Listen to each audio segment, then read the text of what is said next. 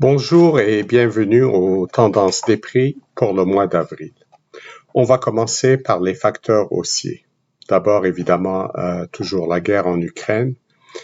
Il faut se rappeler que la Russie et l'Ukraine conjointement représentent en moyenne 28% de l'offre mondiale de blé et que l'Ukraine, à elle seule, c'est 15% des exportations mondiales de maïs.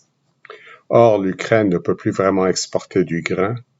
Ils ont eu quelques exportations très limitées par voie ferroviaire vers les ports des pays voisins, mais ça a été vraiment une goutte d'eau à cause de multiples problèmes logistiques.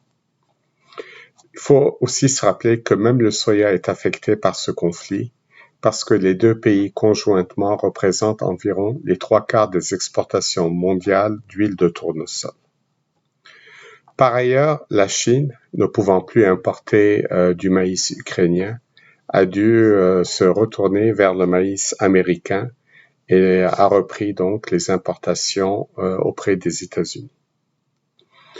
Finalement, au Brésil, la production de soya est estimée maintenant à seulement 125 millions de tonnes, comparativement à 138 millions de tonnes l'an passé, à cause de la sécheresse qui a frappé le sud du pays.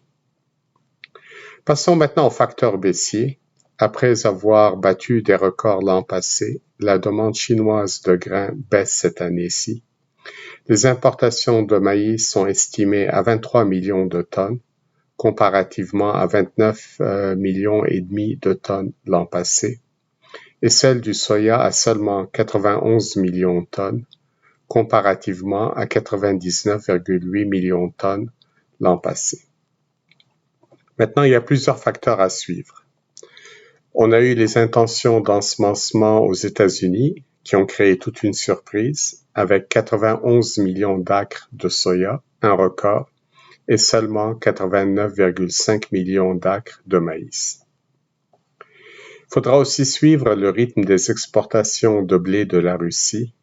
À date, le rythme est pas mal normal, mais il devrait baisser à cause des embargos, des sanctions financières internationales et aussi des primes d'assurance pour les navires qui ont explosé avec le risque de naviguer en mer Noire. Par ailleurs, très important, il faudra suivre le maïs safrina au Brésil. Il a été semé tôt et dans de bonnes conditions, mais le centre du pays commence à s'assécher. Les 4 prochaines semaines seront cruciales pour déterminer le rendement. Maintenant, notre scénario des prix, il est inchangé, toujours haussier pour l'ancienne et la nouvelle récolte, et volatile.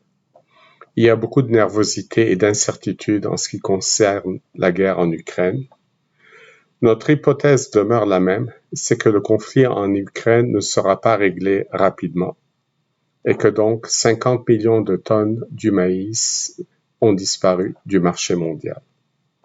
Maintenant, à ce marché politique se superpose le marché météo habituel du Midwest avec la rapidité des semis, les précipitations et tous les facteurs habituels. Finalement, il faut souligner qu'un parcours sans faute sera exigé de tous les autres exportateurs de grains cette année pour éviter des pénuries sur le marché mondial des grains.